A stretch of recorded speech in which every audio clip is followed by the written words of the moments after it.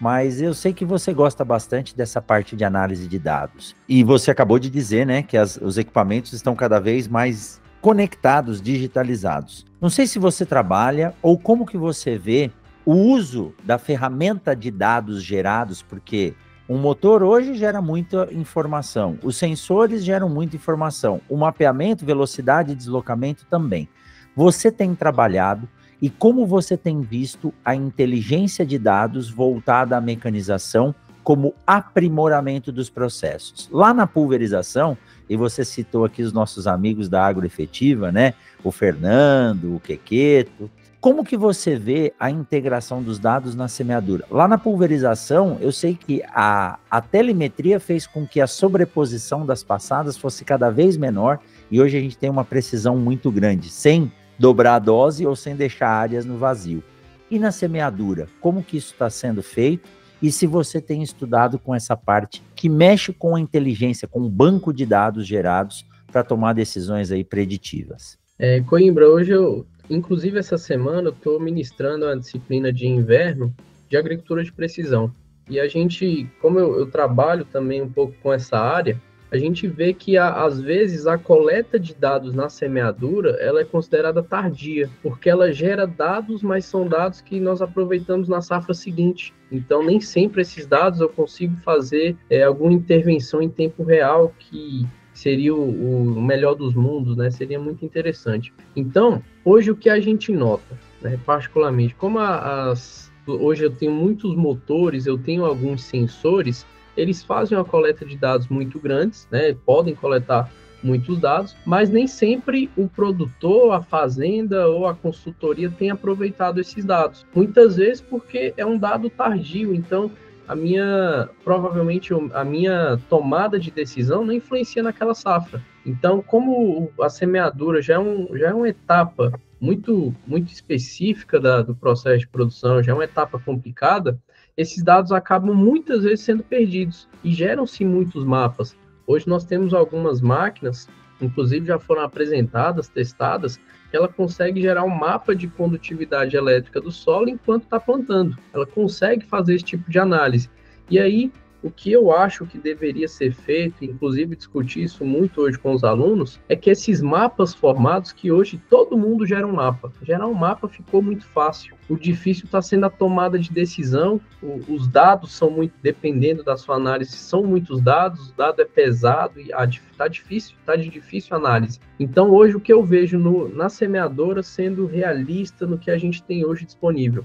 Os dados são coletados, estão disponíveis, mas não estão sendo trabalhados. Principalmente os dados relacionados à qualidade de distribuição, que é o que a máquina hoje consegue entregar. Outra coisa que eu acho que poderia ser melhor aproveitada também, algumas máquinas, alguns fabricantes têm acelerômetros, né? Então medem vibração de máquina, tem uma relação grande com a compactação do solo, podem ter uma correlação grande, mas a máquina faz os ajustes automáticos na hora do plantio, então ela aperta mais o carrinho, pressiona mais ele sobre o solo, dá o fosse, e esse dado acaba sendo utilizado só naquela hora. Então ele às vezes não é armazenado, os sensores fazem aquelas medições em tempo real, mas a intervenção em tempo real é só de pressionar mais ou menos o carrinho, fazer uma taxa variável, e eu acho até uma falha, nós não estamos coletando esses dados e comparando com o que está sendo produzido.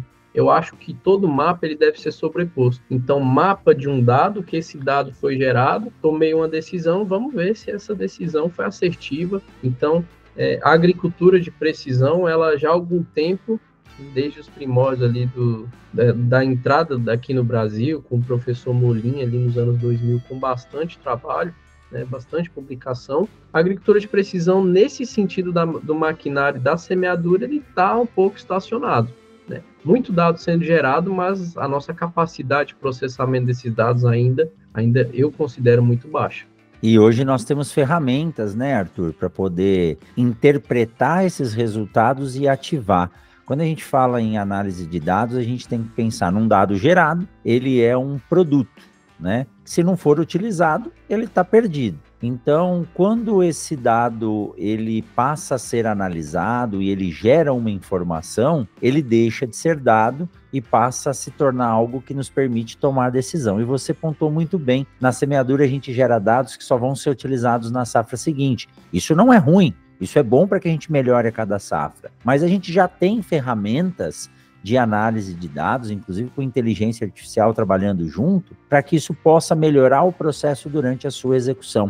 Uma vez eu entrevistei o irmão do Paulinho, o Marcos Arbex, e ele falou: Coimbra, a evolução das colhedoras foi tão grande que hoje ela se autorregula enquanto você está trabalhando. Você faz o setup da máquina. E na semeadora isso também é possível. Então, não há por que não utilizar esses dados. Então, a gente tem que, fica até uma dica aí para a indústria de máquinas, né? Começar a pensar dessa forma. E olha só, quando a gente fala em um equipamento, Arthur, estou falando em um painel, em um sensor, ele é um equipamento. Por mais preciso que seja, ele precisa de aferição. Aí eu vou entrar nos termos a precisão e exatidão. Eu posso ser muito preciso, mas não exato. E aí eu faço a coisa errada várias vezes repetidas. Na safra passada, nós fazemos aqui a expedição da germinação, inclusive fica o convite para você vir com seus alunos aqui em outubro, participar desse projeto, que é uma grande rodada. Eu estou convidando tanta gente que acho que nós vamos ter que ir de ônibus dessa vez, né? Mas nós estávamos numa fazenda, inclusive pai de um dos nossos alunos, e os alunos do GPCIT estavam fazendo avaliação de coeficiente de variação real e stand. E o produtor falou: olha, nessa área aqui, nós temos que ter entre 19 e 20 plantas nascidas por metro. E aí os alunos vinham por trás de mim e falavam: professor, está dando 14, não tem. Algum problema tem aí. E aí o aluno falou: não, eu estava na semeadora e o painel estava mostrando 20 a 21 sementes para ficar 19 a 20, né? E chegou um dado momento, o pai dele falou: não, o pessoal da consultoria que nos atende estava aqui na hora do processo de regulagem da semeadora, era uma semeadora nova, e eles observaram que o valor que aparecia no painel não estava correspondendo ao número de sementes que estava distribuído no solo. Aí o pai dele falou: vamos andar 500 metros para cima, porque ali o plantio já foi feito de forma correta, né? E realmente, a gente entrou no carro, andou mais uns 500 metros para cima e lá tinha 19 a 20 plantas por metro. Então, mesmo uma semeadora nova, com um sistema muito moderno, ela precisa de aferição, né? Então, o tatuzinho que você falou, ajoelhar no chão, abrir o suco, contar a semente, por enquanto, vai sendo feito pelo olho e pela pessoa capacitada. Caso contrário, a gente está usando a tecnologia sem exatidão.